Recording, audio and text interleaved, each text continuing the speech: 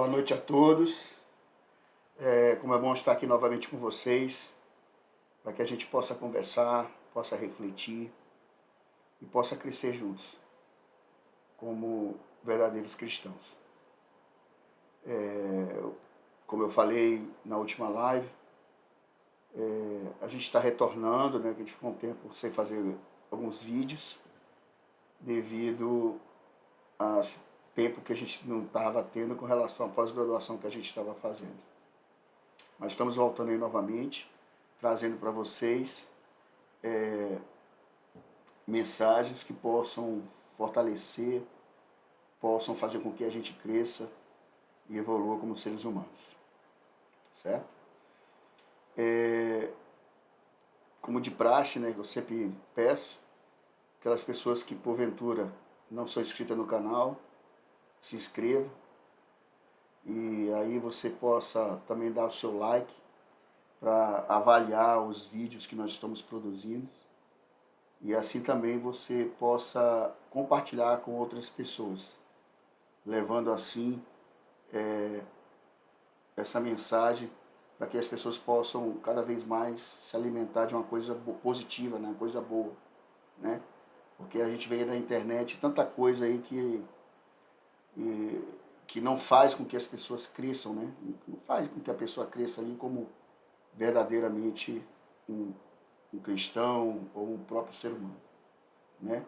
Então eu peço a gentileza de você se inscrever, compartilhar nossos vídeos nas suas redes sociais, levando essas reflexões, essas mensagens, né, para essas pessoas, né, como eu falei, para que elas possam desfrutar de um conteúdo que possam levar elas a crescerem como seres humanos existenciais.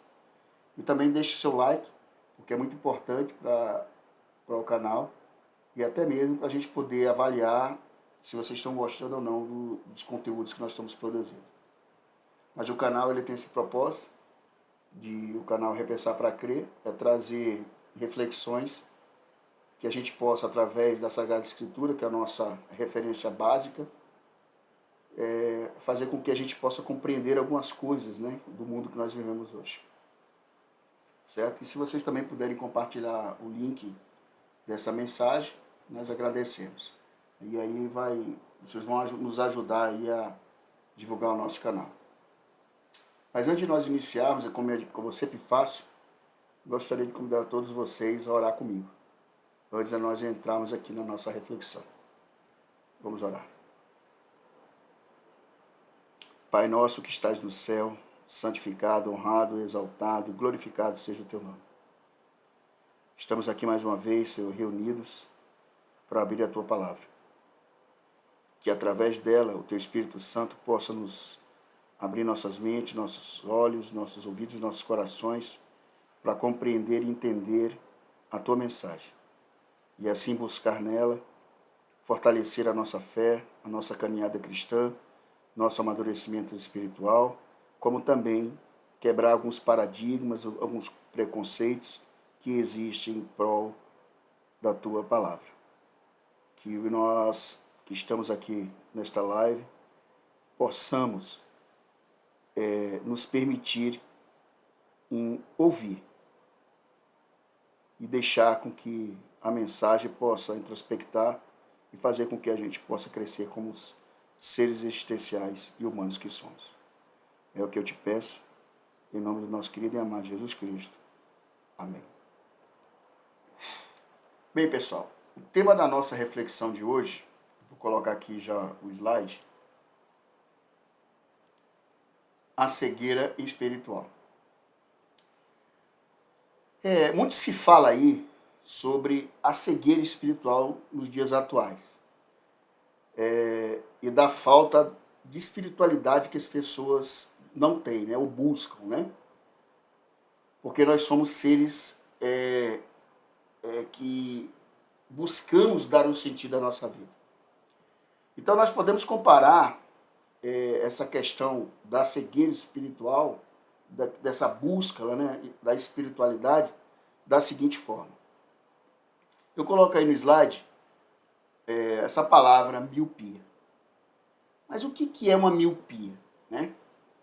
O dicionário nos traz que é o defeito refrativo, né, de um dos principais e mais frequentes, esses defeitos, né, essa miopia, é mais frequente no mundo nos problemas de visão.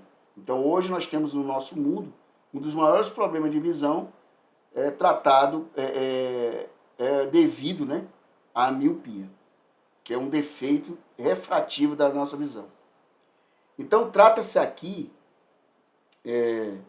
de quando uma pessoa vê de perto, mas longe ela vê tudo embaçado. Então, a miopia é isso. É quando você consegue enxergar perto as coisas, mas ao longe você vê as coisas embaçadas. Existe uma história na Bíblia que trata de um cego chamado Bartimeu, que a gente vai trabalhar um pouco, pensar um pouco sobre isso. E o texto nos traz o seguinte, o texto de Marcos, capítulo 10, nos versos 46 a 52, que nos diz: E foram para Jericó. Quem foi? Jesus e seus discípulos.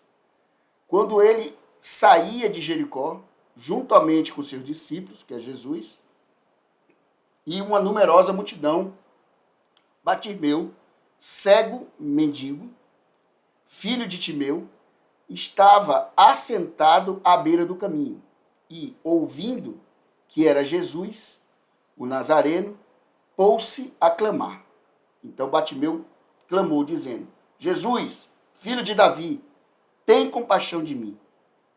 E muitos o repreendiam, aquelas pessoas que estavam ali próximo dele, para que ele se calasse. Mas ele cada vez mais gritava mais alto. E ele dizia: Filho de Davi, tem misericórdia de mim. Parou Jesus e disse: Chamai-o. Aí chamaram então o cego, dizendo-lhe: Tem bom ânimo, levanta-te, ele te chama. Lançando de si a capa, então o Bartimeu estava com uma capa, ele lançando ela, levantou-se de um salto e foi ter com Jesus. Perguntou-lhes Jesus: Que queres que eu te faça? E aí respondeu o cego: Mestre, que eu torne a ver. Então Jesus lhe disse: Vai, a tua fé te salvou. E imediatamente tornou a ver e seguia Jesus estrada fora. Então aqui nós temos aí a história de um cego que estava numa estrada ali no sentido de Jericó, e ele, ouvindo as pessoas falando de Jesus, ele declamou, né, gritou ali, e Jesus chamou e curou, né? Mas Jesus disse que a tua fé te salvou, certo?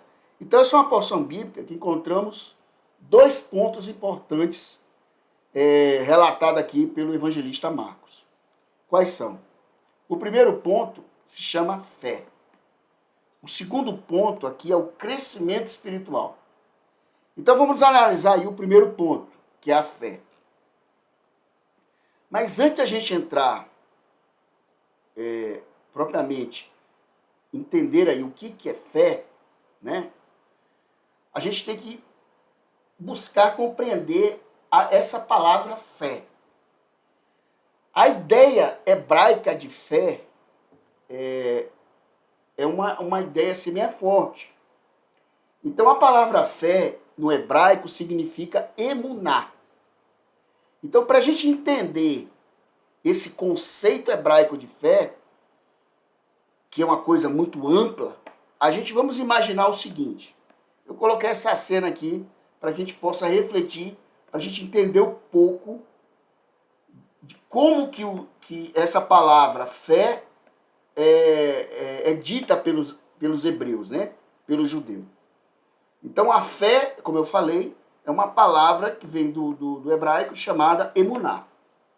Vamos imaginar que você esteja num alto mar, né?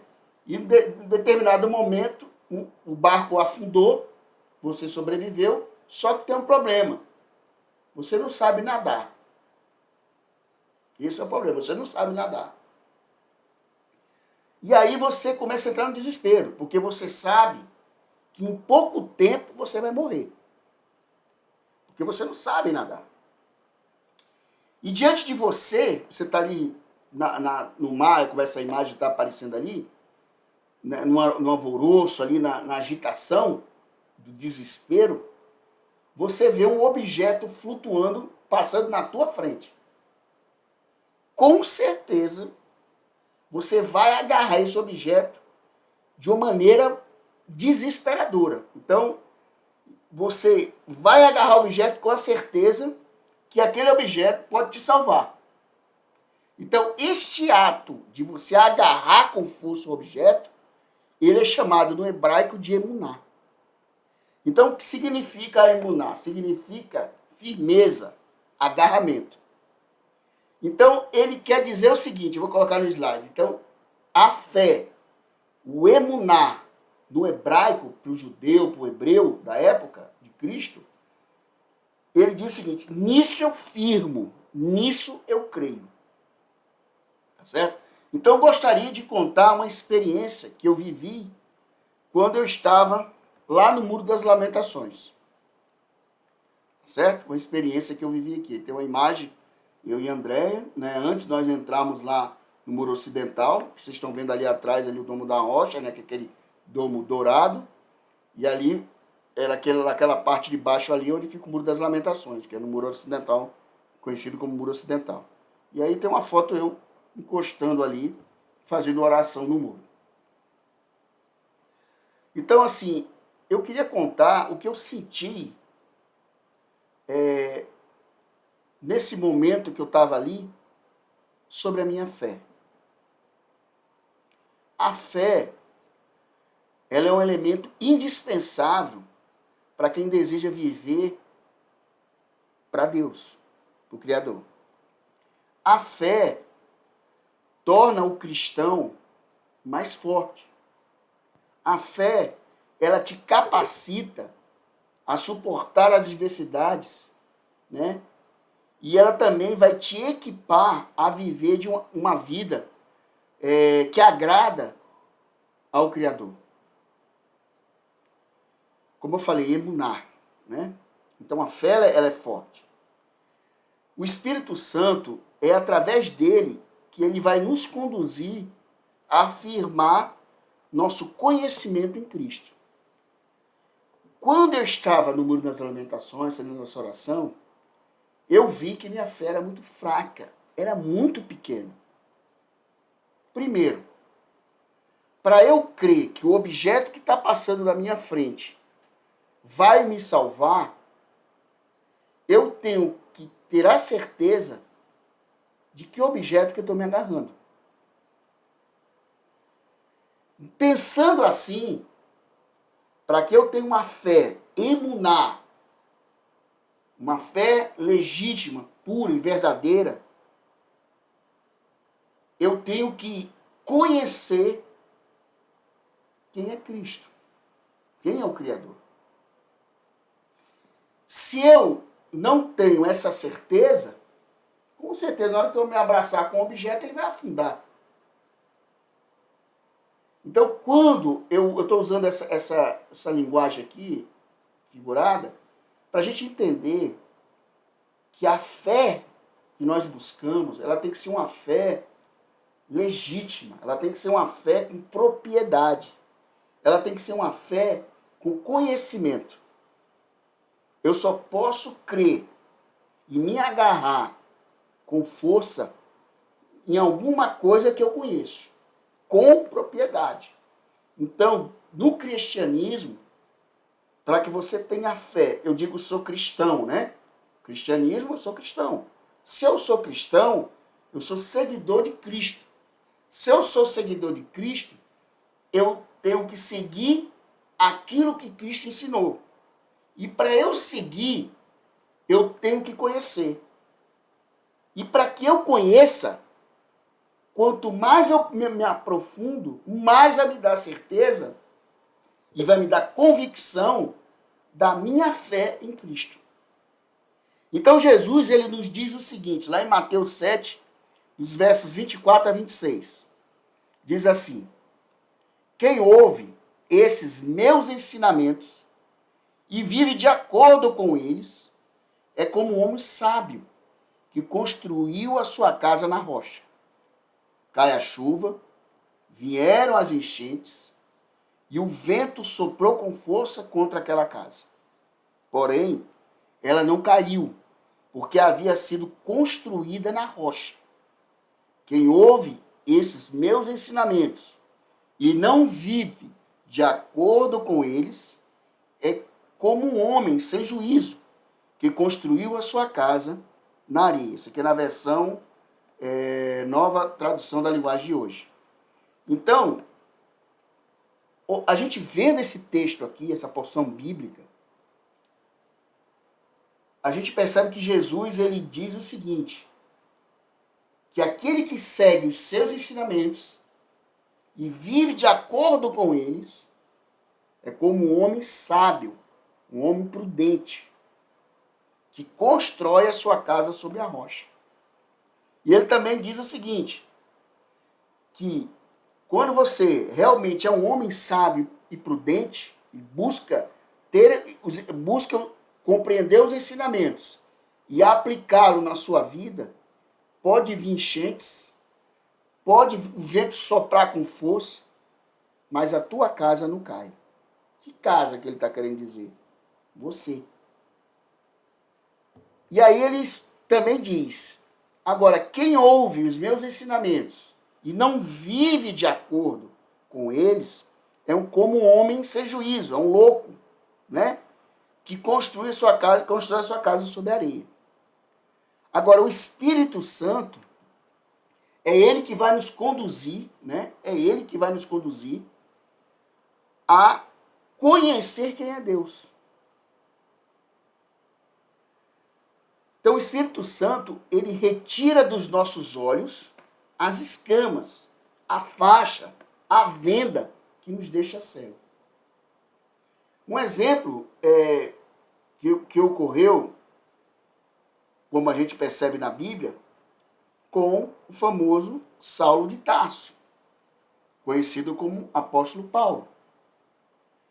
Que quando o Saulo, ele era um fariseu, ele era um doutor da lei, ele fazia parte do Sinédrio, que era um grupo de elite da religião, né, da religião judaica na época.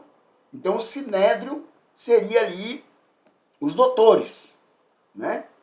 E Paulo fazia parte do Sinédrio.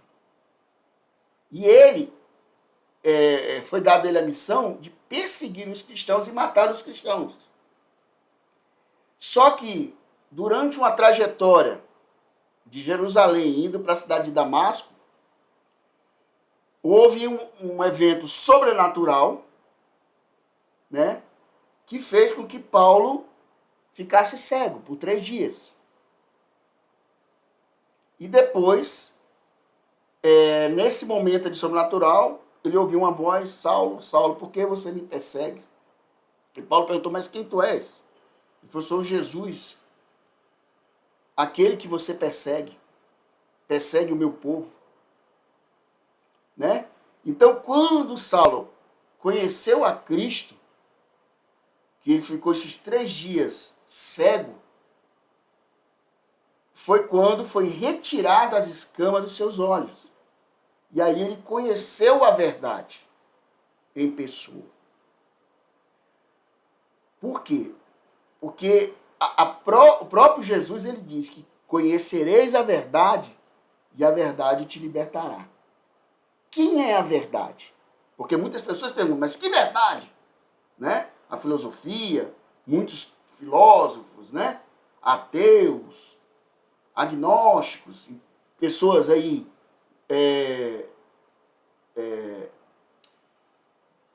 pessoas que estão buscando, né? Estudiosos. Mas aí a primeira coisa que fala assim, mas que verdade? O próprio Jesus responde. Ele fala, conhecereis a verdade e a verdade te libertará. Mas que verdade? Ele mesmo afirmou com relação a essa questão dessas perguntas que as pessoas perguntam. Mas que verdade? E Jesus diz o seguinte, ele fala, né? Por quê? Porque as pessoas, eles falam assim, não, conhecereis a verdade e a verdade te liberta. Mas te libertar de quê? Mas que verdade é essa? Porque eu já ouvi esses questionamentos quando eu estou conversando com algumas pessoas, ou dando algum estudo, né? Ou a gente está numa roda de bate-papo ali, né? Que entra ali o assunto teológico. E aí a primeira pessoa, aí quando a gente começa a explicar, a primeira pessoa diz assim, mas que verdade? Porque existe tanta verdade, porque a gente vive no mundo do relativismo, né? A tua verdade, a minha verdade, é tanta verdade. Mas eu, como cristão, eu tenho uma verdade absoluta. A própria Sagrada Escritura fala essa verdade absoluta. E o próprio Cristo disse, conhecereis a verdade te liberta. Mas quem é a verdade? E Cristo diz, eu sou o caminho, eu sou a verdade, eu sou a vida. Está escrito. Ele é o caminho, a verdade é ele, os ensinamentos dele, e ele te leva à vida. Aí as pessoas perguntam, tudo bem, mas libertar de quê? Então ele vai te libertar de alguma coisa, mas a própria Sagrada Escritura fala, conhecereis a verdade te libertará. Te libertará de quê? Do entendimento do pecado. Mas aí eu tenho que entender, mas o que é pecado? E a Bíblia apresenta, dizendo o que é o pecado. Vamos lá, eu coloquei alguns textos bíblicos aqui para a gente ver como a própria Sagrada Escritura ela responde os nossos questionamentos. Tá certo? Então, em 1 João 3,4 fala, todo aquele que pratica o pecado, que é o quê? Transgredir a lei, de fato, o pecado é a transgressão da lei. Certo? Outro texto, né? 1 João 3,4, é porque eu coloquei duas versões, né? O mesmo texto, para a gente ver a linguagem. O primeiro texto é na Almeida, revisada e atualizada. A de baixo é da nova tradução da linguagem de hoje, que diz, quem peca é culpado de quebrar a lei de Deus, porque o pecado é a quebra da lei. Opa! Então a própria Sagrada Escritura está respondendo ao nosso questionamento. Então quem é a verdade? Já foi dito. Eu sou o caminho, a verdade e a vida. Cristo falou isso. Ele é a verdade. E ele falou naquele verso anterior que o homem sábio, o homem prudente, se ele pega os ensinamentos dele e aplica no seu dia a dia, é como um homem sábio, prudente, que constrói a sua casa sobre a rocha. É diferente do homem louco, insensato, que pega os seus ensinamentos, mas constrói a sua casa na areia. O que ele quer dizer com isso? Não cria base, porque para você construir uma casa você tem que ter fundamento. Então, eu sou a casa. Se o meu fundamento, o meu entendimento, a minha compreensão, baseados nos ensinamentos de Cristo, que é a minha referência, porque ele é o caminho, a verdade e a vida, que me conduz ao viver o mundo de maneira correta, de maneira justa, de maneira digna, porque a Bíblia Sagrada, a Bíblia, é como um manual da vida humana. Está tudo aqui dentro. Então, essa é a verdade absoluta, e não a verdade relativa. Então, se eu sou um homem sensato e construo a minha casa sobre a rocha, eu crio a minha vida fundamentada em princípios, valores, estatutos e leis que estão vinculadas na Sagrada Escritura.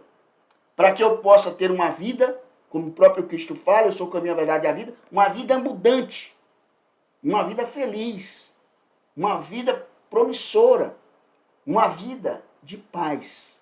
Ele não está dizendo aqui que é questão de dinheiro. Vida abundante não é você ter 20 apartamentos, 1 milhão na conta, na sua conta. Não, não é isso. Vida abundante é uma vida que você vive tranquila. Às vezes você encontra uma família humilde que vive tão bem, em paz, e você vê um cara milionário que não tem tranquilidade, não consegue nem dormir. Eu não estou dizendo aqui que não seja errado você ter dinheiro, não estou dizendo isso. Mas ele quer que você busque, que você tenha sucesso na vida, que você conquiste os teus sonhos, seus objetivos. Ele quer. Ele quer que você conquiste. Mas não é, o foco não é esse. A felicidade não está em bens. A felicidade não está em ter. Mas a felicidade está no ser. Então, quando eu construo a minha casa sobre a rocha, a minha vida sobre a rocha, e a rocha é Cristo. Que se você pegar o livro de Daniel, que fala da estátua da Nabucodonosor, não sei o que, ele fala dos reinos, no final cai uma pedra que sai da rocha e atinge os pés e destrói toda a estátua de Nabucodonosor, e essa rocha cresce e enche todo mundo. A rocha é Cristo, é o reino dele aqui. Mas voltando aqui, então, se eu conheço a verdade e a verdade me liberta, a verdade é Cristo, já vi. Então, se eu conheço ele, ele vai me libertar. Libertar de quê? A gente viu, do pecado. E o pecado é o quê? Transgredir lei. Mas que lei? Aí eu pergunto, que lei? Que lei de Deus que ele diz aqui? O pecado transgride a lei. De fato, o pecado é a transgressão da lei. Na Almeida, revisado e atualizado. Na nova tradução da linguagem de hoje diz, a quebra a lei, culpado de quebrar a lei de Deus. O pecado é a quebra da lei de Deus. Então, que lei de Deus é essa? Aí eu coloco no slide aqui para você. As leis de Deus estão lá em Êxodo 20. Se você pegar o Êxodo 20, vocês vão ver as leis de Deus, que são os 10 mandamentos. Na primeira tábua, que vocês estão vendo aqui, eu vou passar o mouse, tem 4 leis. E a segunda tábua tem 6 leis. Então são 10 leis. Tá certo? E no capítulo 31 de Êxodo, no verso 18, ele diz assim, na Almeida Revisada Atualizada diz, e tendo acabado de falar com ele, Deus falando com Moisés, né, no Monte Sinai, deu a Moisés as 2 tábuas do testemunho, tábuas de pedra, não foi feito em pergaminho e não foi feito em papiro, foi feito em pedra. Aí eu coloquei em vermelho para destacar. Foi escrita por Moisés? Não, escrita pelo dedo de Deus. Já na nova tradução da linguagem de hoje diz, quando Deus acabou de falar com Moisés, no Monte Sinai, entregou a ele as 2 placas de pedra, onde o próprio Deus havia escrito os mandamentos. Agora eu pergunto, se ele não escreveu em pergaminho, se ele não escreveu em papiro, que eram os materiais que tinha na época em que as pessoas escreviam, né? Não, ele escreveu em pedra. Agora, pergunto, por que Deus fez questão de colocar na Sagrada Escritura que ele escreveu os 10 mandamentos em pedras, em placas de pedras, e que ele ainda escreveu com o dedo dele, onde o próprio Deus havia escrito, com o dedo dele.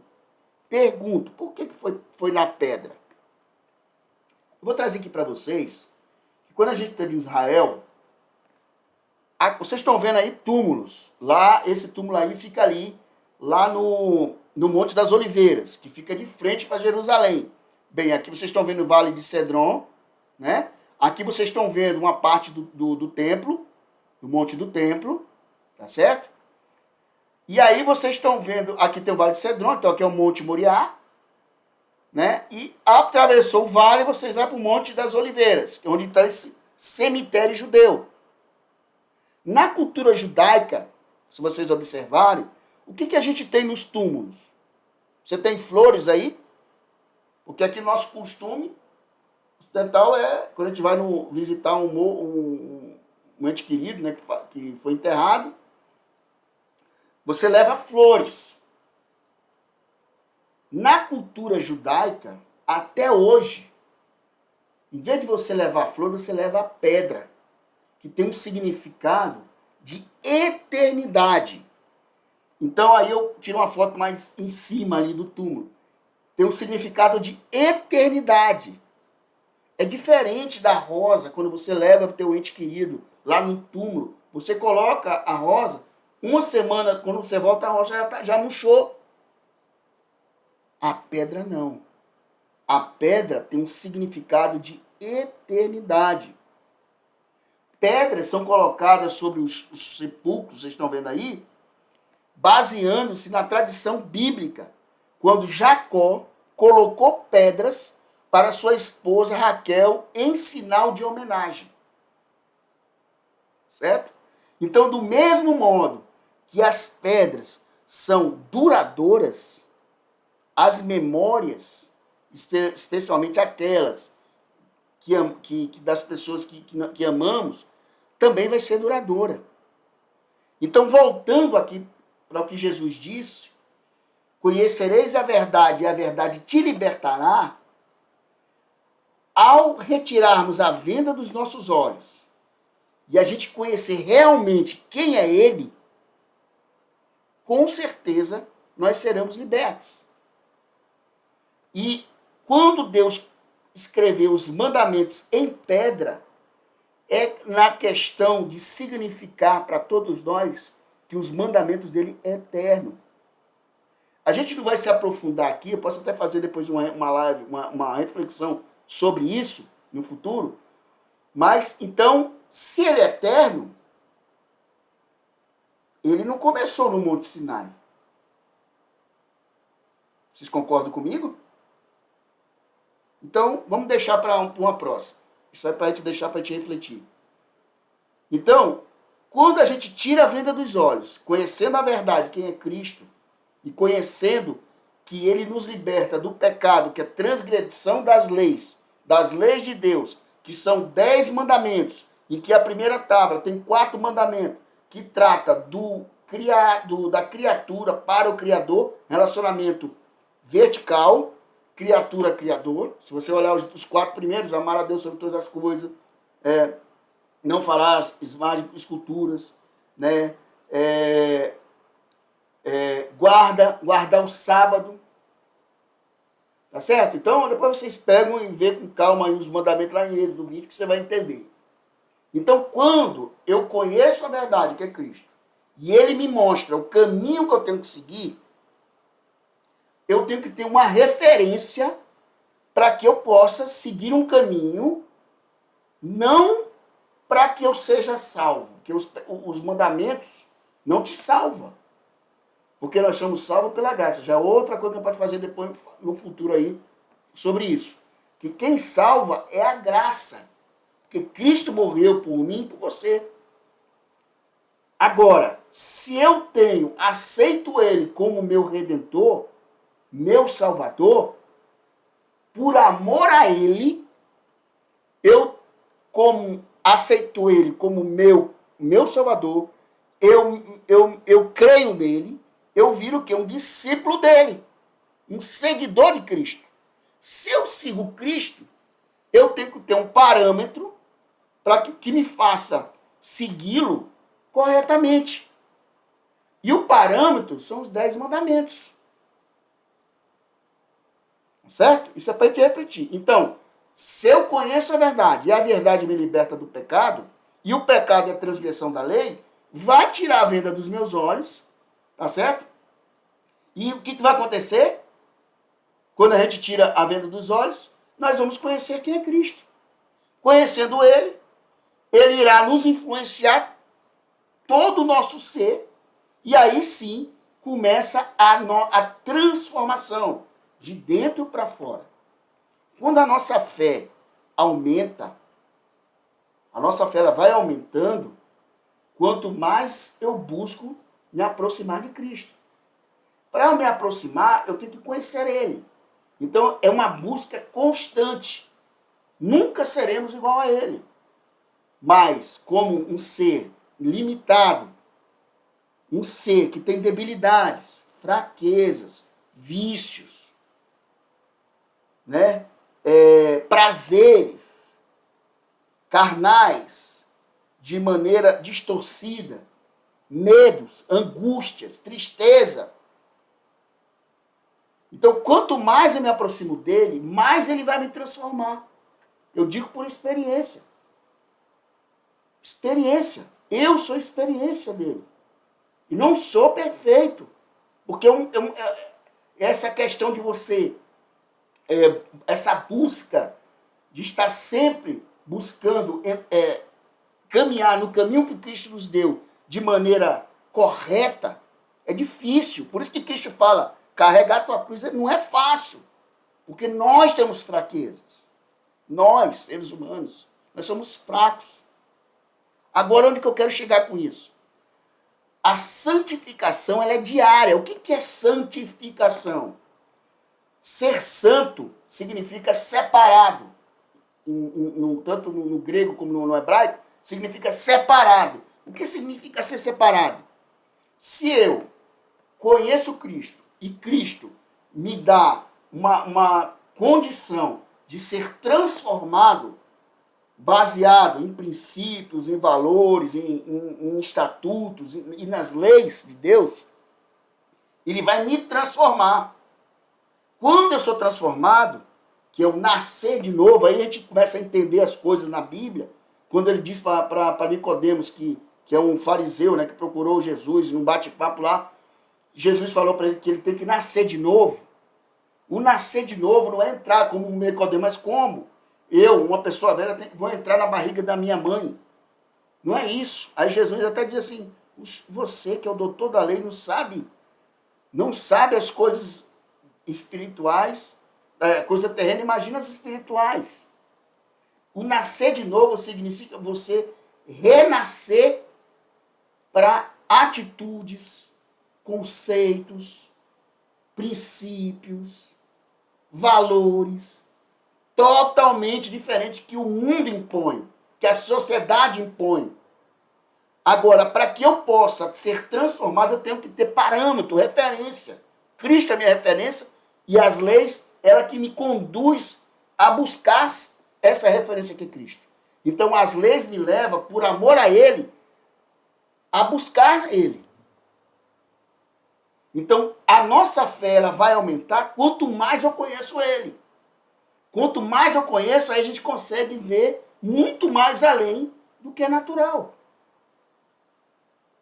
Então, a gente consegue, quanto mais a gente aumenta a nossa fé, emunar, com agarramento, com força, né? Você começa a enxergar o sobrenatural de Deus agindo na tua vida. Você para de fumar maconha. Isso é uma coisa, é sobrenatural. Porque você já imagina um cara que fumou maconha 30 anos.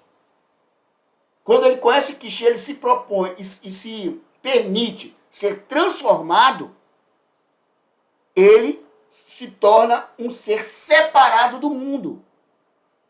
Então a Bíblia nos diz o seguinte, em Romanos 10, 17, aí que eu coloquei no slide para vocês. Portanto, a fé vem por ouvir a mensagem. E a mensagem vem por meio da pregação a respeito de Cristo. Já no livro lógico, para que eu possa ter fé, eu tenho que ter uma referência. Então, para eu ter referência, eu tenho que ouvir, né? Eu tenho que entender. Por isso que Cristo ele fala numa parábola lá, que ele está explicando a parábola da semente, né? Que a semente cai no terreno pedregoso, não produz, não cresce, vai para um terreno de pedra, aí vai para um terreno espinhoso, aí vai, quando está num terreno fértil, ele produz a semente. O que é a semente? A semente é a palavra, é o evangelho, é os ensinamentos, são os princípios, são os valores, são os estatutos, são as leis de Deus, que começa a germinar de dentro para fora. E o terreno é o teu coração. Então, se você se abre, se você se permite, se você se você começa a se desarmar para conhecer e ouvir coisas novas, buscar, deixar seus paradigmas de lado, seus preconceitos de lado e ouvir coisas novas, você começa a ser transformado. Então, a fé, ela vem primeiro pelo ouvir a mensagem. E quando a mensagem ela é ouvida, que você se permite ela germinar num terreno fértil, que é o teu coração e a tua mente, ela vai vir através de uma pregação. Lógico, tem que ter alguém explicando. Aí eu entendo quando o Filipe foi mandado, né? Deus mandou o Filipe através do Espírito Santo para ir no eunuco, que era um cristão eunuco que foi para Jerusalém nas festas. E esse eunuco, que era um soldado de uma rainha lá, de um rei desse país aí, da Etiópia, ele começou a ler o livro de Isaías e não entendia nada. Aí o Filipe foi orientado, uma coisa sobrenatural, de seguir aquela caravana numa determinada carroça, né, carruagem, onde estava o eunuco lendo o livro de Isaías. E ele começou a ouvir ele lendo. E aí o Filipe perguntou, o senhor está entendendo o que você está lendo? Ele falou, não estou, porque não tem ninguém para me explicar. Aí o Filipe pergunta, você quer que eu te ensine, que eu te explique? São coisas sobrenaturais. O sobrenatural não é só aquelas coisas como a gente viu na própria... abrir o mar vermelho, cair maná do céu. O sobrenatural não é isso, mas também de outras maneiras. Deus utiliza todos os meios que ele tem, porque ele é criador. Ele pode usar um trovão, um relâmpago, ele pode usar um cego, ele pode usar um médico, ele pode usar um cientista. E usou Filipe para levar para esse eunuco o conhecimento. Tirou a venda, as escamas dos olhos dele. Tanto que quando ele explicou, o eunuco pediu para... primeiro lugar que tivesse rio, ele queria ser batizado. Então, já no livro de Hebreus, nos diz assim, em Hebreus 11, verso 1, a fé é a certeza de que vamos receber as coisas que esperamos e a prova de que existem coisas que não podemos ver. Então, para que isso possa ocorrer em nós, tem que haver a mudança de cosmovisão, de ver a enxergar o mundo de outra maneira, como Saulo enxergou depois que teve Cristo com ele. Mas o que é cosmovisão? Eu coloco aí no slide aí. O que é cosmovisão? Cosmovisão é a maneira pela qual nós enxergamos o mundo. É um óculos. Então, se eu coloco um óculos azul, a lente azul, eu vou ver o mundo azul. Se eu tenho a lente amarela, eu vou ver tudo amarelo. Então, é a maneira que eu enxergo o mundo. Então, a cosmovisão, ela é muito interiorizada. É a parte da essência do homem. Porque a cosmovisão vai levar você a valores. Né? E os valores vai te levar à cultura, né? Aculturamento. E a cultura vai te levar a você ter atitudes. Então, meu modo de viver é a ponta do iceberg. É aquilo que as pessoas enxergam de mim. E a cosmovisão é a parte mais profunda do iceberg, na parte de baixo da superfície. Então, é a maneira pela qual a gente enxerga o mundo. Em outras palavras, a verdadeira transformação somente poderá ocorrer quando há mudança na nossa cosmovisão. Para eu mudar, eu tenho que conhecer. Senão, nunca irei mudar. Uma mudança, ela tem que ocorrer de dentro para fora. E não de fora para dentro. Por isso que Cristo fala, né? O que prejudica o homem não é o que ele come, mas o que ele sai da boca dele. Certo? É o interior. Então, para melhor a gente compreender isso, nós iremos analisar aqui a seguinte imagem. Eu coloco aqui, eu até já antecipei que eu vou falar, né, do iceberg, mas eu tenho para a gente ficar mais didático aqui, para a gente poder entender. tá certo? Então, iceberg aqui. Aquilo que nós enxergamos na superfície da água seria aquilo, que é essa parte que está acima da superfície, seria aquilo que vemos de maneira exterior ao ser humano. Então, é aquilo que as pessoas veem de nós. Tá certo? Que seria o quê? O nosso comportamento. Mas se observarmos o iceberg, a grande parte do iceberg está na superfície, mergulhado na superfície. Mas ali abaixo d'água, né? É aquilo que nós não enxergamos. Não é possível enxergar. Tá certo? Então a mesma coisa acontece com os seres humanos. Na parte que fica debaixo d'água, é aquilo que está dentro de nós e que as pessoas não veem. Aí nós encontramos 3 níveis daquilo que as pessoas não enxergam na gente. A primeira é a sua cosmovisão. A segunda seria as crenças. E a terceira, os valores. Então, é um movimento que ocorre de baixo para cima, de dentro para fora. De dentro para fora.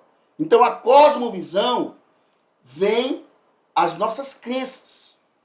Das nossas crenças vêm os nossos valores. E dos nossos valores vêm os nossos comportamentos. Então é assim que funciona o ser humano.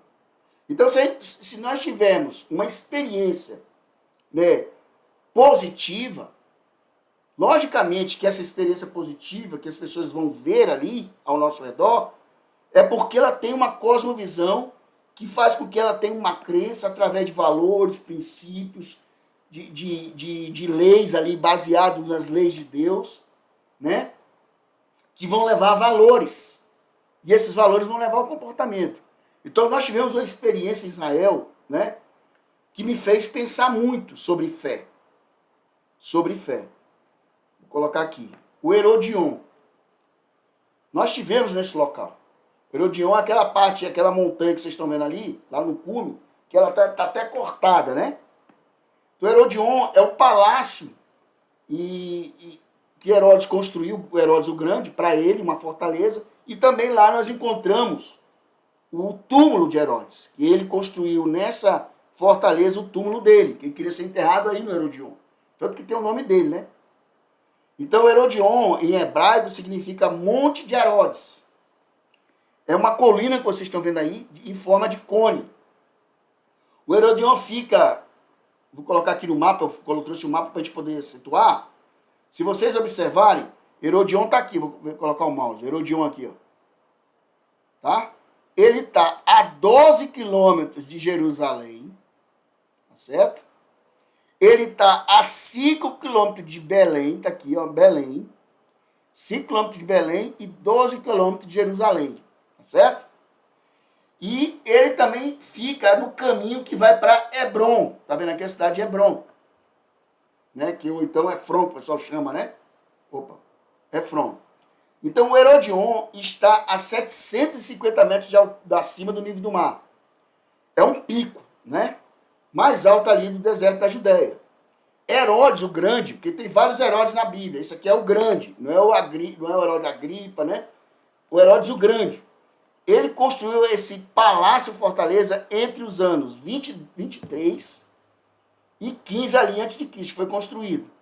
O Herodion é o único local que leva o nome do rei Herodes, o Grande, né? Ainda quando ele estava vivo, né? E aí eu trago uma imagem para, assim, como seria, né? Os arqueólogos fizeram esse desenho, como seria o Herodion e o palácio que ficava embaixo, né? Então, pela arte aqui criada pelos arqueólogos, e logicamente que essa arte ela foi feita baseada nos levantamentos arqueológicos que foi feito no local, né? Tanto na fortaleza lá, no pico, né? Como na área que fica ali embaixo, que vocês estão vendo aí, que nesse local tinha uma sinagoga, tinha ali um teatro romano, tinha balneário, vocês estão vendo ali a piscina ali azul, né? Uma casa de banho, tinha pátio, tinha sala de banquetes, né? O Herodion, se vocês observarem, também aqui embaixo, vocês observaram, tem uma passarela, né? Uma passarela, e vocês vendo aqui em cima no Herodion tem 4 torres, 1, 2, 3, e tem uma bem aqui desse lado, 4. 4 torres ali. E aí, cada torre dessa tinha 7 andares. E também, nesse Herodion, se encontrava o túmulo dele. E Herodes construiu a sua tumba ali, no local, porque ele queria ser enterrado. Essa é a tumba. Lógico que isso aqui foi reconstruída, mas o local da tumba é ali. Né? Nós tivemos nesse local aí, quando nós tivemos Israel fazendo esse estudo lá, nessa área. Né? Então, Jesus ensina. Os arqueólogos, estudiosos, teólogos falam muito que Jesus ensinou várias coisas para os seus discípulos. E ele ensinou sobre fé. O que é fé? Se a gente for lá em Mateus 17, 20, Jesus diz assim: e Jesus lhe respondeu, por causa da pequenez da vossa fé, dizendo para os discípulos, pois em verdade vos digo que, se tiverdes fé como um grão de mostarda, direis a este monte, passa daqui para acolá, e ele passará. E nada vos será impossível. Os teólogos acreditam que Jesus ele conhecia o Herodion. Tá? Quando ele menciona aqui, está em vermelho, no texto, direis a este monte, passa daqui para acolá, e ele passará. Né? Então aqui ele quis mostrar para os discípulos que quando você tem fé, uma fé verdadeira, nada é impossível.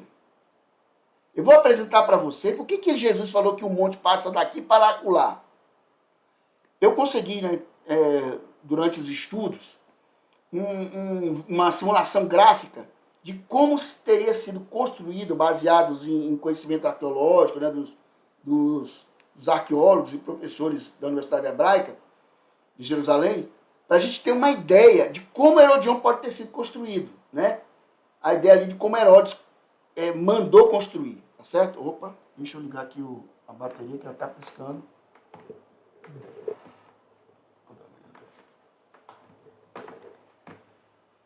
Desculpa, pessoal. Então, como que Herodes projetou, né, a construção? Porque Herodes o Grande foi um grande construtor. E ele cortou um monte de um lado, tá? E colocou no outro lado. Vamos ver o vídeo aqui, para que vocês tenham mais ou menos uma noção de como funciona uma simulação gráfica, como pode ter sido construída o Herodion, baseados em conhecimento arqueológico, né, dos professores lá da Universidade Hebraica de Jerusalém. Estão vendo aqui que tem um monte, né? Esse aqui é onde está o Herodion hoje. Mas ele era cru, vamos imaginar. Aí o que aconteceu? O Herodes mandou para que o pessoal pudesse construir uma escada, uma passarela, para que eles pudessem construir lá em cima. Né? Aí eles já construíram um anfiteatro, ali embaixo você viu, e aqui eles baixaram o monte para criar a base, para dar o alicerce, para ele poder criar a base para construir totalmente a estrutura. Né? Aí vocês estão vendo aí palácio que tinha lá no Herodion, na parte de cima, a fortaleza dele.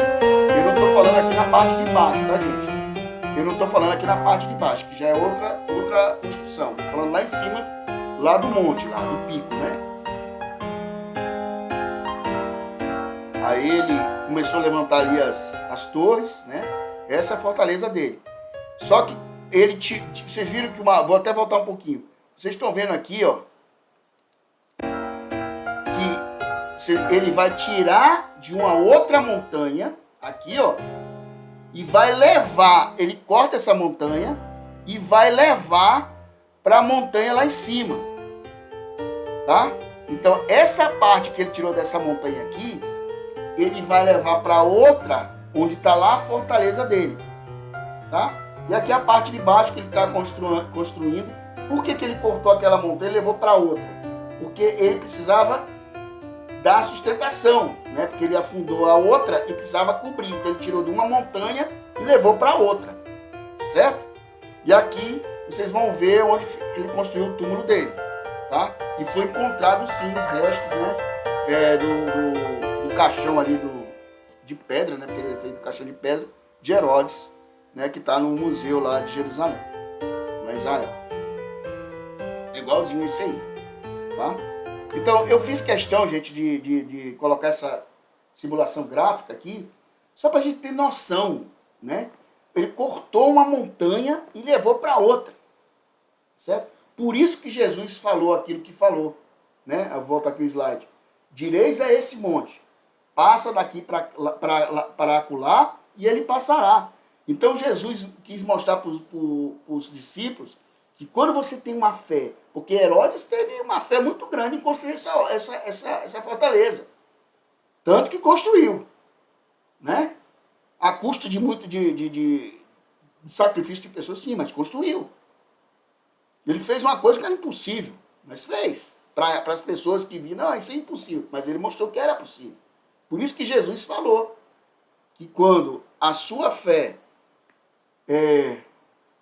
for forte, emuná, você diz para aquele monte, sai daqui, vai para o outro lado, vai para outro, nada vos será impossível. Certo? O segundo ponto que a gente vai trabalhar aqui é o crescimento espiritual. A Sagrada Escritura ela diz o seguinte, em 2 Pedro, capítulo 3, verso 18, na Nova Tradução da Linguagem de hoje, diz assim: porém, continue a crescer na graça e no conhecimento do nosso Senhor e Salvador Jesus Cristo. Glória a Ele, agora e para sempre. Amém. Já em 1 Coríntios 11, verso 1 diz: siga o meu exemplo, como eu sigo o exemplo de Cristo. Aqui, Paulo falando, né? E ali em cima é Pedro. Pedro dizendo que, porém, continuemos a crescer na graça e no conhecimento do nosso Senhor e Salvador, Jesus Cristo. E Paulo fala, siga o meu exemplo, como eu sigo o exemplo de Cristo. Né? É isso que ele está dizendo aqui. Então, crescimento espiritual é uma parte importante da vida cristã. Quem não cresce, não está vivo. Aí eu coloco a plantinha aqui, né? Então, vamos imaginar que a nossa espiritualidade, a nossa fé é como um grão de mostarda. E se você não aduba o terreno, você não coloca água, não cuida da plantinha, ela não cresce. É a mesma coisa o crescimento espiritual. Se eu não busco cuidar, alimentar-me com a palavra, ou as Sagradas Escrituras, os ensinamentos de Cristo, com certeza a planta não vai germinar. Eu não vou crescer espiritualmente. Então, viver para Jesus é um processo de transformação, que começa, logicamente, com a salvação. É você aceitar Ele. Quando você aceita Ele verdadeiramente como teu Salvador, começa esse processo da transformação. Mas, porém, todavia, né? Eu aceito. Aí eu vou cruzar os braços? Não. Aí eu vou... É a mesma coisa você não se alimentar para o corpo físico. Não, não preciso mais de alimento, não. Eu estou bem, não vou alimentar mais. O que vai acontecer daqui a um tempo? Você vai adoecer. Daqui a pouco você vai estar na cama, daqui a pouco você morre. Mesma coisa uma plantinha dessa. Você planta a semente, você começa a cuidar um pouquinho. Ah, não precisa mais não. Com o tempo ela vai morrer. Você não está adubando, você não está colocando água. E a vida espiritual? Para que eu possa ser transformado, primeiro eu tenho que plantar. Plantar o quê? Aceitar Cristo no meu coração e na minha mente, na minha vida. Isso é aceitar verdadeiramente. E quando eu aceito como Ele meu Salvador, então a salvação que a gente sabe que Jesus, Ele é o Salvador de todos nós, ele morreu pelos nossos pecados, pelas transgressões que nós cometemos devido à lei de Deus, né? Então, para a gente continuar o processo de salvação, a gente deve buscar a santificação diária, que eu falei que é o quê? É você lutar com você mesmo todo dia. Tá certo? Então, para a gente entender a santificação, eu gostaria de colocar uma imagem para melhor nos ajudar a entender o que é essa santificação. Vamos imaginar, eu coloquei aqui uma escada, certo? Quando a gente, após sermos justificados, o que é ser justificado? É quando eu aceito Cristo, que Ele morreu na cruz, justificando a morte dele por mim e por você. Então, Ele morreu por nós. Ele foi justificado na cruz por nós, certo? Para que isso possa ocorrer, esse processo inicial da sua transformação, do teu crescimento espiritual, começa pela fé. Eu tenho que crer. Eu tenho que ter uma fé emuná, de me agarrar, de buscar com profundidade, crer que Cristo morreu por mim. A santificação é um método em que o Senhor possui, Deus, né, Cristo possui, para nos ajudar a trabalhar em nós e por nós, como uma escada, que a gente sobe degrau por degrau. Não tem como você sair do primeiro degrau e para o quinto degrau, não tem como. Então você tem que subir degrau por degrau. Então nós, espiritualmente, é como fosse, para o crescimento espiritual, é como uma escada. Né? Então a espiritualidade ela vai crescendo conforme você busca, através da fé e através do conhecimento em Cristo, para que você entenda os ensinamentos dele e construa a tua vida sobre a rocha que é ele. Pode vir ventos, pode vir tempestade, pode vir o que for, mas você não cai, porque você está solidificado, você está firmado a tua fé numa coisa correta, justa, clara, que é Cristo. Mas para isso você tem que se aprofundar, porque você não constrói uma casa sem ter o alicerce. Você tem que ter o alicerce. O alicerce você leva com profundidade para criar mais resistência. É isso. Então a santificação é o método que Deus nos deu para que ele possa trabalhar em nós e por nós. Como essa escada que vai subindo degrau por degrau. Então a santificação ela vem nos preparar para o julgamento final. Tá certo? Também a gente pode depois no futuro falar sobre isso. Então a santificação significa ser santo, é ser santo. E ser santo significa, em grego, separado. Eu sou separado de um povo, né? Porque eu sou cristão. Cristão que acredita verdadeiramente aqui na Bíblia e não em filosofia ou doutrinas que algumas instituições impõem. Cristo, quando veio, ele veio quebrar o que estava sendo colocado como uma forma de religiosidade. Então, a Bíblia, nós encontramos, eu quero falar sobre isso, com relação a essa questão do julgamento, de ser separado, ser santo, que é ser separado, que diz o seguinte, Apocalipse 22, 11, na Almeida Revisada e Atualizada, diz assim, continue o injusto fazendo injustiça. Continue o imundo ainda sendo imundo. O justo continue na prática da justiça. E o santo continue a santificar-se. O santo, que é o separado, que é aquela pessoa que segue Cristo, que é separado quando segue Cristo, que é o que é a verdade pura. É o que está aqui na Sagrada Escritura.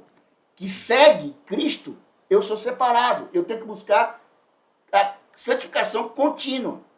Já em Hebreus 12, verso 14, na Nova Versão Internacional, diz: esforcem-se para viver em paz com todos e para serem santos. Sem santidade ninguém verá o Senhor. Para que vocês sejam separados, diferente do mundo, daquilo que o mundo impõe contra você. Por isso, santificação não é fácil. Eu sei as minhas debilidades, eu sei as minhas fraquezas, eu sei as minhas angústias, eu sei. Mas eu tento lutar comigo mesmo para que eu permaneça firme no caminho estreito. Porque Jesus falou, existem dois caminhos estreitos lá, você escolhe. E andar no caminho estreito não é fácil. Certo? E em Levítico 20, verso 26, na nova tradução da linguagem de hoje, diz assim, sejam santos, pois eu, o Senhor, sou santo. E eu os separei dos outros povos, para que vocês sejam somente meus. Certo? Então eu peguei alguns versos aqui para a gente entender essa questão de ser santo. Agora, para que tudo isso possa ocorrer, a santificação diária, nós iremos depender da atuação de quem?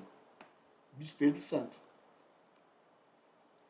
Cristo, quando ele partiu, e os discípulos ficaram tão tristes que ele ia embora e tal, e agora e nós? Aí Cristo falou, não se preocupe, eu vou, mas mandarei o Consolador. Essa palavra Consolador significa semelhante. Eu vou, mas mandarei o semelhante a mim, para continuar com vocês. Então, quem irá nos conduzir nesse processo de transformação e santificação diária é o Espírito Santo. Para que a gente possa crescer espiritualmente, é importante a gente ler a Bíblia e estudá-la, lógico. Quanto mais eu me alimento, mais eu me fortaleço. Isso serve para o corpo físico, como para o corpo espiritual. Quando eu falo corpo espiritual, é o meu lado interior. Não é que eu tenho uma alma separada do corpo, não é isso não. Isso é coisa platônica, coisa de filosofia grega. Mas também a gente pode falar isso no futuro aí. Porque o homem ele é um ser holístico, ele é completo. Mente, corpo, ele é completo. Tá? Depois a gente pode trabalhar um pouco isso no futuro. Mas então é o seguinte, para que ocorra essa transformação diária, e você lutar buscar a santificação diária, a gente precisa se alimentar espiritualmente, fortalecer a nossa vida espiritual. Como a escada, degrau por degrau. Isso é ler e estudar a Bíblia. Certo? Para que a gente venha o quê? A descobrir, quando a gente começa a se aprofundar, qual é a vontade de Deus para cada um de nós. Depois disso, é preciso a gente colocar em prática os seus ensinamentos. Jesus falou isso, a gente viu lá no texto anterior, no início lá, né? Quem busca os seus ensinamentos é como um homem prudente que constrói a casa sobre a rocha. Então, o crescimento espiritual é o resultado natural de termos uma vida dedicada a Cristo. Tendo Cristo como minha referência. Eu não vou roubar, eu não vou ser corrupto, eu não vou mentir, eu não vou ser duas caras, eu não vou ser malicioso, eu não vou me aproveitar da pessoa que é mais simples. Tudo isso é santificação. Tudo isso é você colocar em prática o ensinamento dele. Então, o crescimento espiritual tem esse resultado natural da nossa vida. De você se tornar uma pessoa justa, correta, íntegra, verdadeira. Tá certo? Isso significa o quê? Amadurecer na fé. Existem 3 tipos de cristão, que eu sempre falo nas minhas lives aí, que eu não tenho oportunidade, eu falo. O que boia, o que dá um mergulhinho e volta para a superfície, é aquele que mergulha em águas profundas. O que boia, como eu já falei várias vezes, vou ficar repetindo sempre, é aquele que está ali. Vai no culto, vai na missa, ali, sai de lá, zero mudança. Aí tem o que dá um mergulhinho, 1 metro, 2 metros de profundidade, falta respiração, não consegue segurar a apneia, vai para a superfície. É aquele que ouve num culto, numa missa, numa reflexão, numa leitura. Né? Lembra que Jesus falou? Ouve, começa por ouvir. Alguém pregando alguma coisa, ou você vendo alguma coisa, uma situação, tudo, Deus usa todos os meios para te chamar a atenção. Aí você ouve, você começa a buscar ali um começo de uma transformação interior, isso é bem simples. Um exemplo bem simples que eu vou dar aqui. Quando alguém morre na nossa família, você começa a pensar sobre a morte. Aí você começa a pensar em você, nos seus entes queridos. Você começa a pensar no trabalho, quem você é, no que você tem. Então, onde que eu quero chegar? A transformar essa pessoa que dá um mergulhinho é quando a palavra, o ensinamento, começa a modificar ele de dentro para fora. Mas as coisas do mundo abafam ele. Eu vou seguir isso mais nada, não. E existe o terceiro tipo de cristão, aquele que mergulha em águas profundas. Que quanto mais ele busca, mais ele conhece, mais ele quer mais. Então, que tipo de cristão você é? Aí você pensa aí.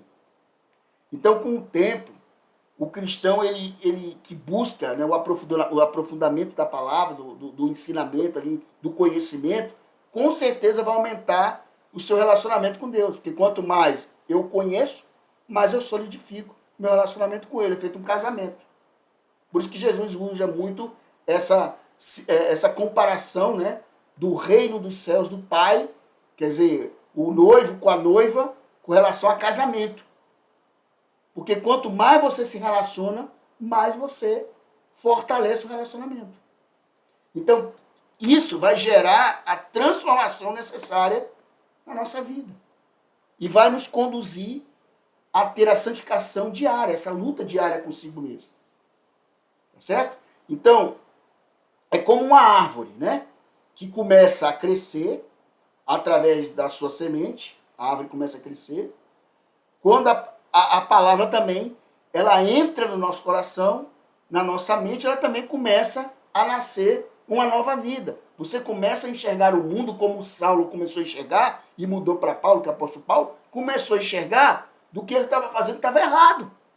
Ele estava totalmente errado com os conceitos judaicos com relação à religião, a princípios, às leis.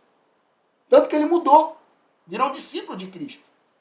Tá certo? Então, você nasce para uma nova vida. Você consegue ter uma cosmovisão, você consegue enxergar o mundo de maneira diferente. Então, conduzido, logicamente, quando a gente mais se amadurece, faz com que a gente comece a refletir mais a vida, a nossa vida, olhando para Cristo. E quando eu começo a olhar para Cristo, a tua vida começa a ser transformada porque Cristo está em você. Então, ele começa a crescer todos os dias. E aí, Hebreus, capítulo 5, verso 13 e 14, diz assim: e quem precisa de leite ainda é criança e não tem nenhuma experiência para saber o que está certo ou errado. Porém, a comida, isso aqui Paulo falando, né? Porém, a comida dos adultos é sólida, pois eles, pela prática, sabem a diferença entre o que é bom e o que é mal.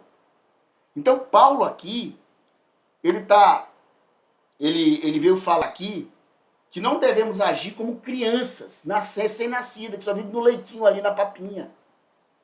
Nós devemos, não devemos nos contentar apenas com o básico ali da fé.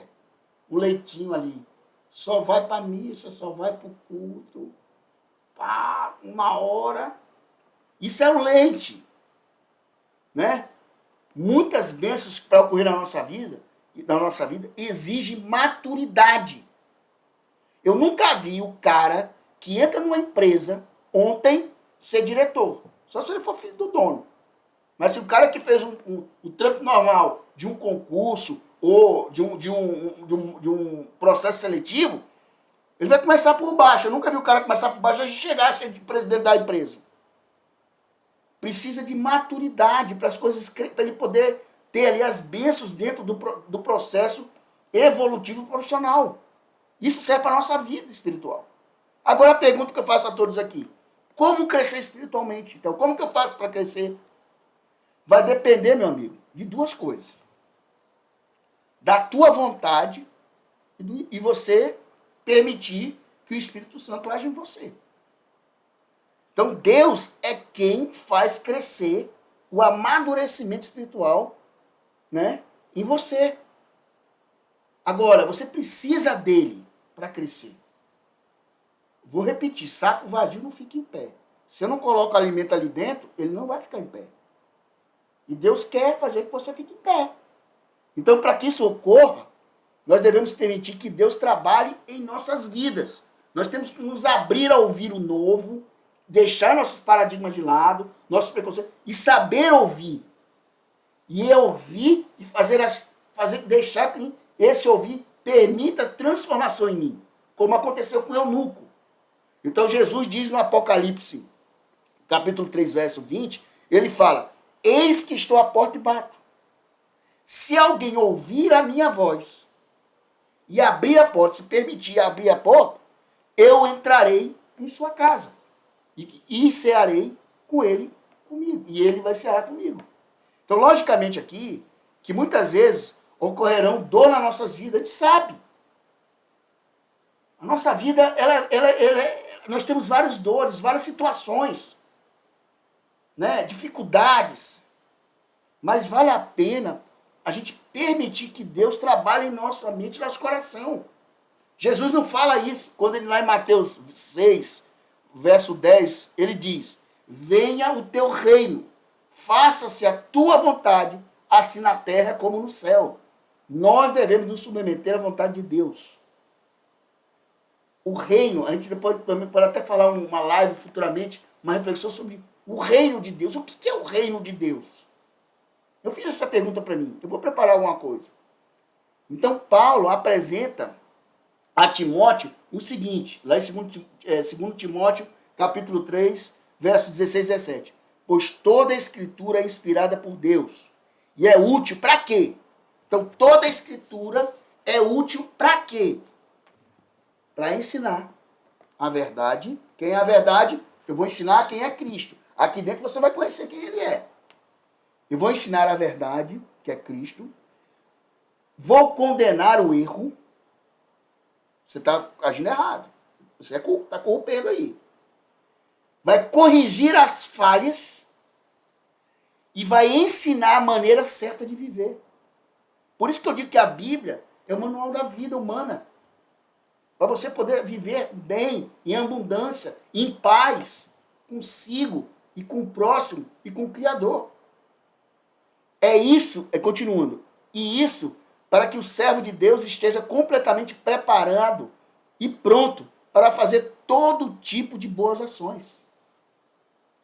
Todo tipo de boas ações. Nós temos que deixar e permitir que o Espírito Santo nos conduza. Não ter medo do desconhecido.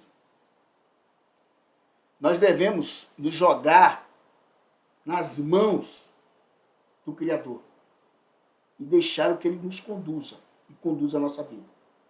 Agora, para nós deixarmos o Espírito Santo atuar em nós, nós devemos o quê? Orar.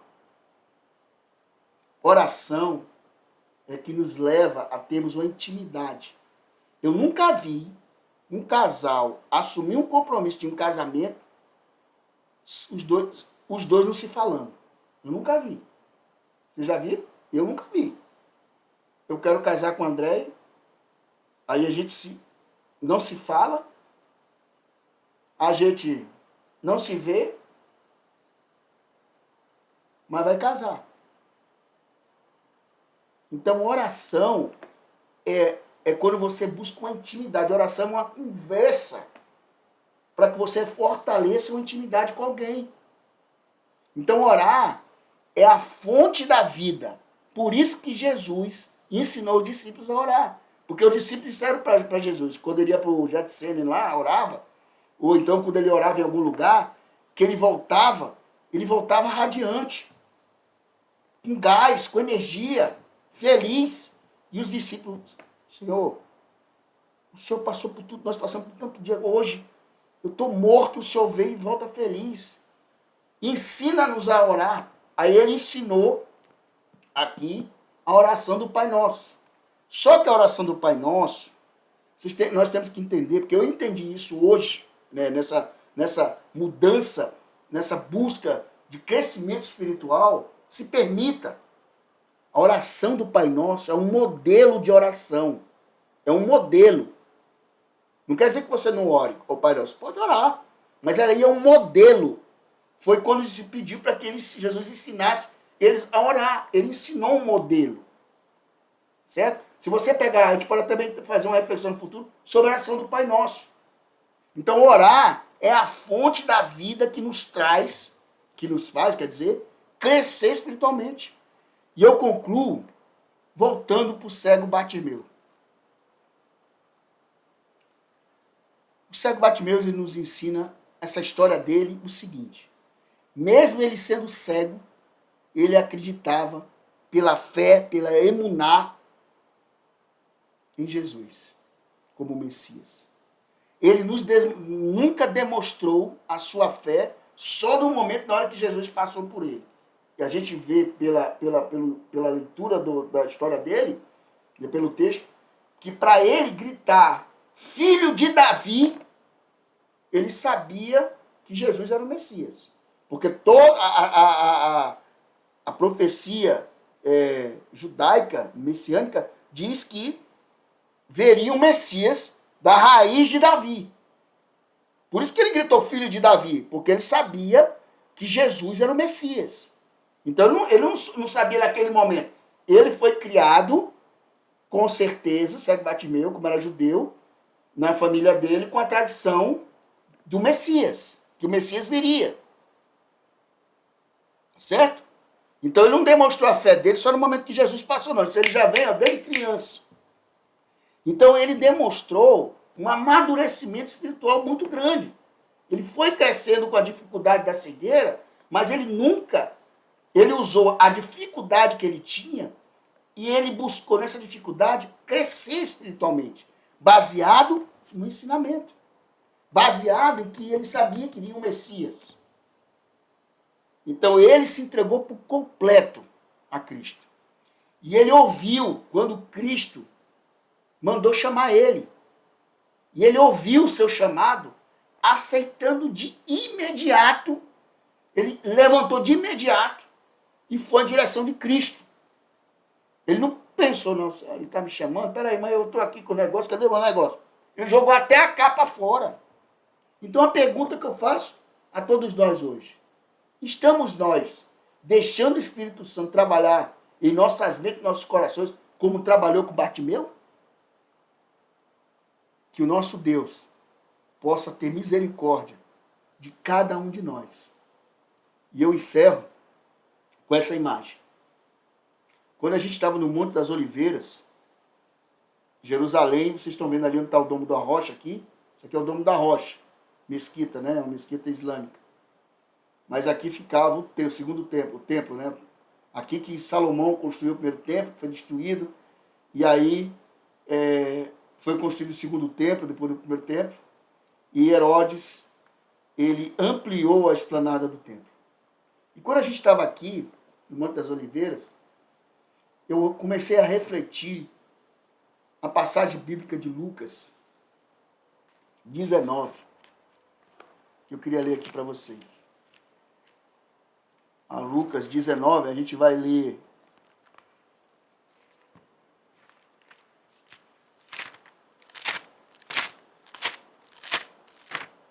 Lucas, capítulo 19, nós vamos ler o verso de 41 a 44, que diz assim, 41 a 44. Jesus chora, né, essa porção bíblica aqui, contexto, Jesus chora ao ver Jerusalém, né? E ele diz assim, quando ia chegando, vendo a cidade, chorou. E dizia, Jesus dizia, se conheceras por ti mesmo, ainda hoje, é o que é devido à paz. Mas isso está agora oculto aos teus olhos. Ele falando ali, porque ele sabia o que ia acontecer. Pois sobre ti virão dias em que teus inimigos te cercarão de trincheiras, e por todos os lados te apertarão o cerco, e te arrasarão, e os teus filhos dentro de ti. E te arrasarão, e aos teus filhos dentro de ti. Não deixarão em ti pedra sobre pedra, porque não reconheceste a oportunidade da tua visitação. Jesus chorou. Ele estava ali no Monte das Oliveiras, onde nós estávamos, olhando para Jerusalém. Porque Jesus sabia, né? Ele via que as pessoas não enxergavam o terrível destino que Jerusalém teria nas mãos, né, do exército romano. Ele sabia. Então, somente o evangelista Lucas registra o lamento de Jesus. Os outros evangelhos você não tem, mas somente Lucas ele registra o lamento, né, de Jesus quando chegou perto da cidade. Jesus sabia que a emoção das multidões não correspondia à genuína percepção ali espiritual do que estava por vir. Deus veio até os judeus na pessoa de Jesus, que era o Messias.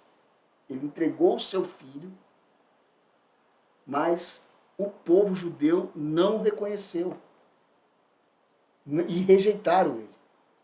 E nós? Será que a minha fé é emuná mesmo?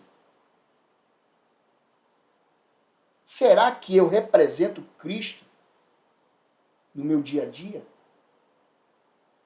Será que eu sou um cristão que busca se aprofundar e alicerçar a minha vida sobre a rocha que é Cristo? Será que eu me comporto como um cego Bartimeu, verdadeiramente filho de Davi, tem misericórdia de mim? O evangelista Mateus, ele nos apresenta o ensino de que Jesus acerca, falando sobre a fé. O que é uma fé? Uma fé emuná.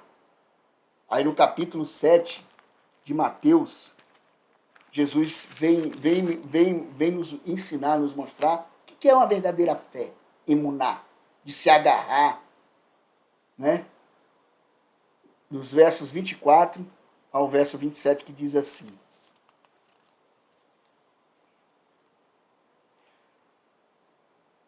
esse aqui está falando sobre a mulher ali, né? Opa, tô errado. É Mateus e Marcos. Peraí.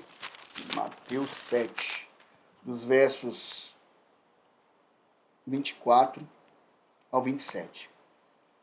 E aqui fala sobre os dois fundamentos, que é o que a gente falou, que eu falei, que Jesus falou sobre a rocha. Ele diz assim: todo aquele, pois, que ouve estas minhas palavras e as pratica, será comparado a um homem prudente, um homem sábio, né? Que edificou a sua casa sobre a rocha. E cai a chuva, transborda os rios, sopraram os ventos e deram com ímpeto contra aquela casa, que não caiu, porque fora edificada sobre a rocha. E todo aquele que ouve as minhas palavras e não as pratica, será comparado a um homem insensato, louco, né? Imprudente, que edificou a sua casa sobre a areia. E caiu a chuva, transbordaram os rios, sopraram os ventos e deram com ímpeto contra aquela casa. E ela desabou, sendo grande a sua ruína. Eu gostaria de encerrar, antes de a gente fazer a nossa oração, o que Jesus quis dizer com isso? A resposta a gente vai encontrar em Lucas, que o Lucas também fala sobre os dois fundamentos. Lucas 6,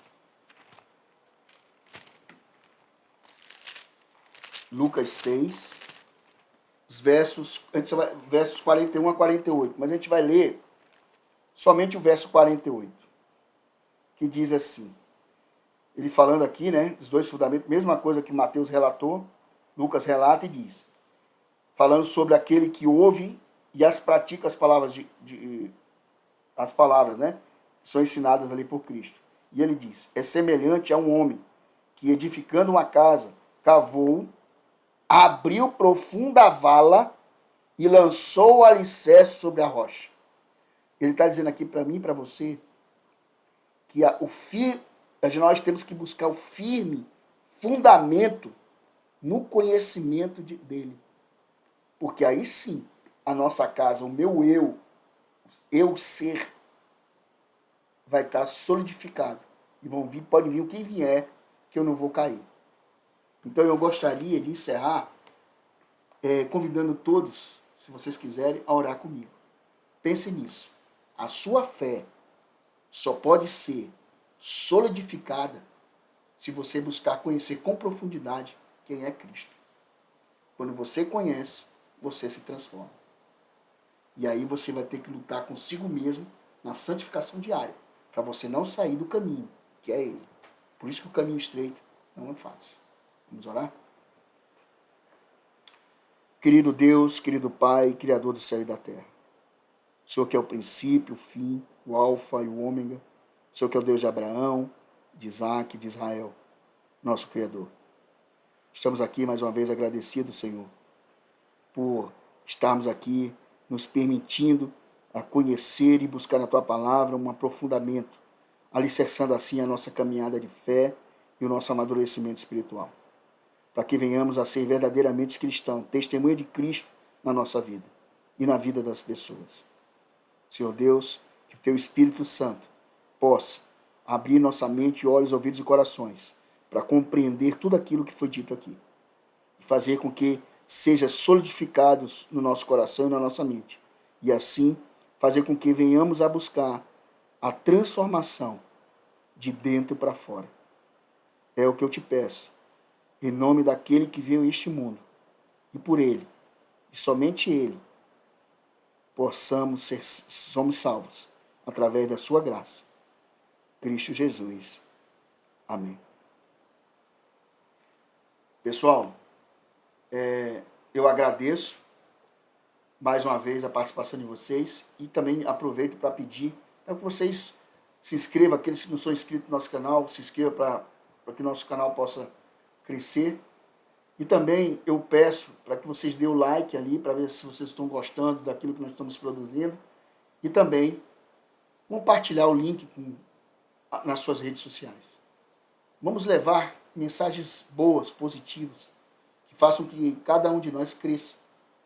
Mesmo aqueles que não creem, mas com certeza, se ele se permitir, ele vai ser feito Saulo de Tarso, que perseguia os cristãos. E no final da sua vida, ele disse uma coisa: combati o bom combate, terminei a carreira e guardei a fé em Cristo Jesus.